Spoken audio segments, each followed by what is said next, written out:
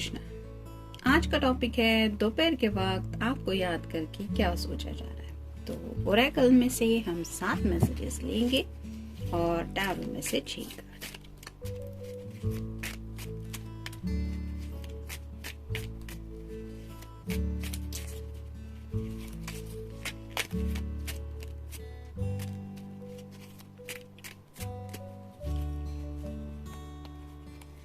एक, 2, 3, 4, 5, 6 और ये 7।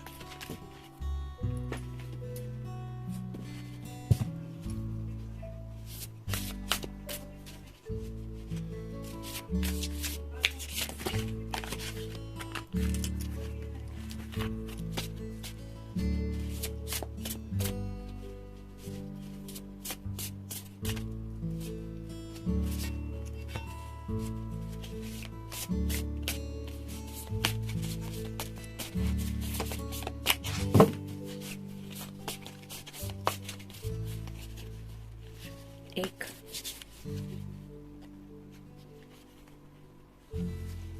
2, 3, 4, 5 और ये 6। शुरुआत करेंगे हम टैरो से।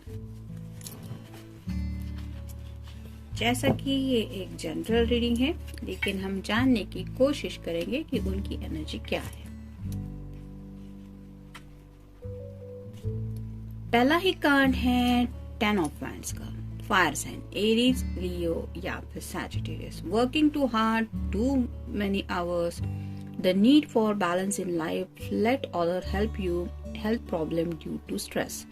तो जैसे कि यहाँ पे सभी जो वैंड्स है वो नीचे पड़े हुए हैं, कुछ वैंड्स है वो टोकरी में है। ऐसा जैसे इस पर्सन को लग रहा है कि अब मैं इनका क्या करूँ।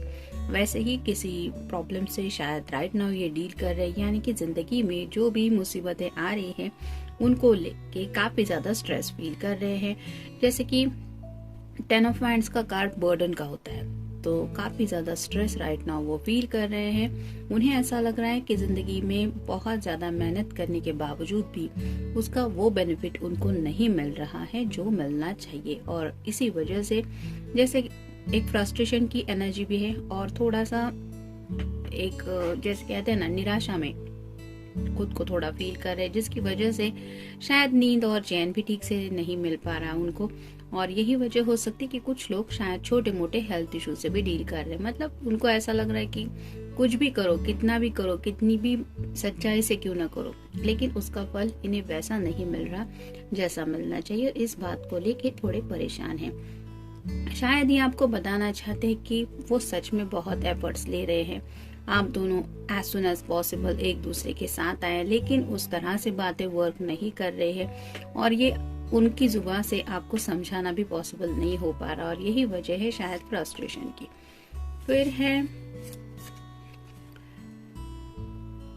10 of pentacles, earth sign, Taurus, Virgo या फिर Capricorn. Financial security for yourself and your family, inheritance and retirement, peace and commitment in life, honouring family tradition, pride in the family tree, passion, passing and knowledge. तो जैसे कि यहाँ पे सब लोग happy है, ये भी एक बच्चे के साथ खेल रही है, यहाँ पे कुछ लोग डिस्कशन कर रहे हैं, तो हैप्पी फैमिली का ही कार्ड होता है 10 ऑफ पेंटिकल्स का। जैसे यहाँ पे पिलर्स के ऊपर सभी पेंटिकल्स लगे हुए हैं, तो ये कार्ड आया है रिवर्स का। तो शायद कुछ फाइनेंशियल इश्यूज इनकी लाइफ में चल रहे हैं, मतलब काम होते होते बिगड़ गया है। यहाँ पे भी 10 आया है और यहाँ पे भी 10 आया है, लेकिन ये ट्रेंड स्ट्रेट है और ये रिवर्स कार्ड आया है।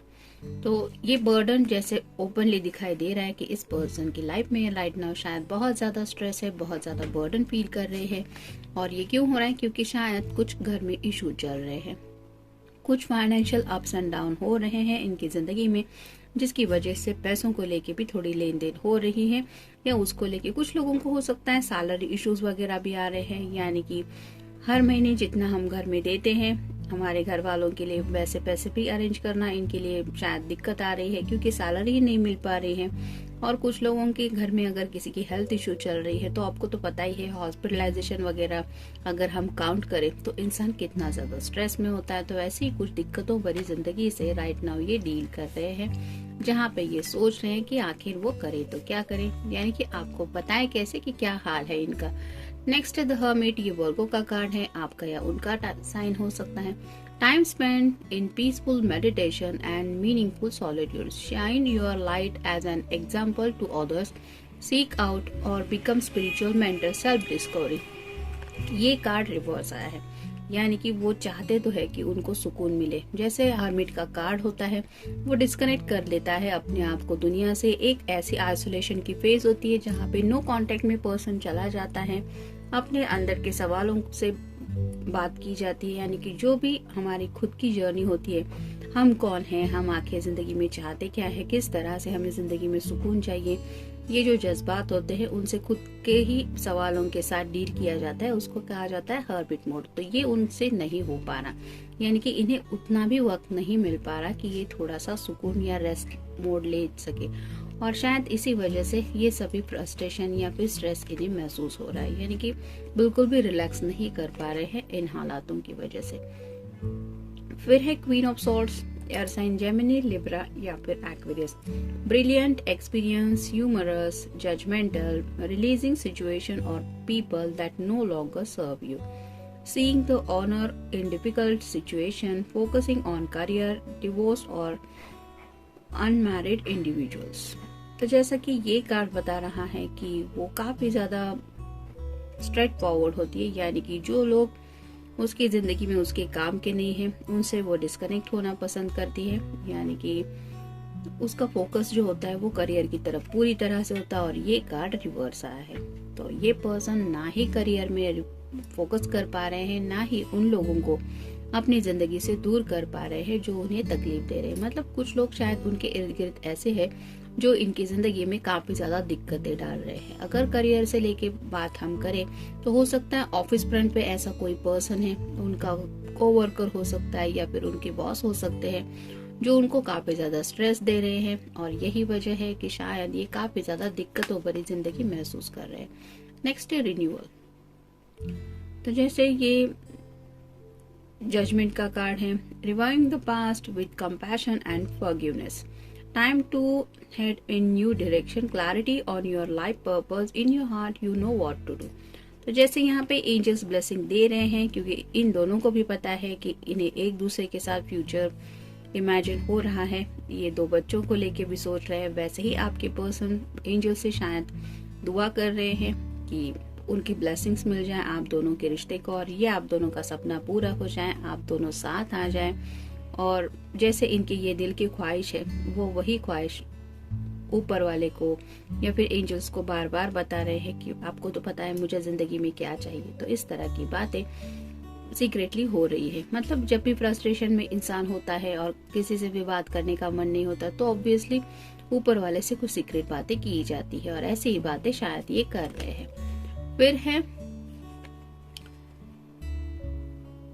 7 of Wands, fire sign, Aries, Leo या फिर Sagittarius. Stand up for yourself and your beliefs, have confidence, challenge those in power but also choose your battles wisely. तो जैसा ये कार्ड रिवर्स आ रहा है, उनको ऐसा लग रहा है कि हर तरफ से मुसीबतों से ये घिरे हुए हैं, और इनको जैसे यहाँ पे ये रिवर्स है, जैसे हैंगमैन की एनर्जी, तो सब कुछ जितना भी करे वो सॉल्यूशन निकालने की कोशिश करे वो उल्टा ही हो रहा है। यानी कि जैसे मान लीजिए इन सब वैंड को साइड में रख के ये इजीली आपकी तरफ बढ़ना चाहते हैं, लेकिन राइट नाउ उनके सामने सिचुएशन ऐसी है हर तरफ से, जैसे मान लीजिए हर कोई उनको रोकने के लिए आगे बढ़ रहा है, और ये हैंगमैन की एनर्जी में फंसे हुए हैं। सब कुछ उथल पुथल मची हुई है इनकी जिंदगी में, जिसकी वजह से ये आपकी तरफ बढ़ नहीं पा रहे। ट्रूथ रिवील्ड, तो कुछ बातें हैं जो सच्चाई के साथ ये आपको बताना चाहते, जो बातें ये समझ चुके हैं कि हाँ ये ऐसा ऐसा है, या फिर ये करना पड़ेगा, इसके लिए ये जरूरी है। तो ऐसे कुछ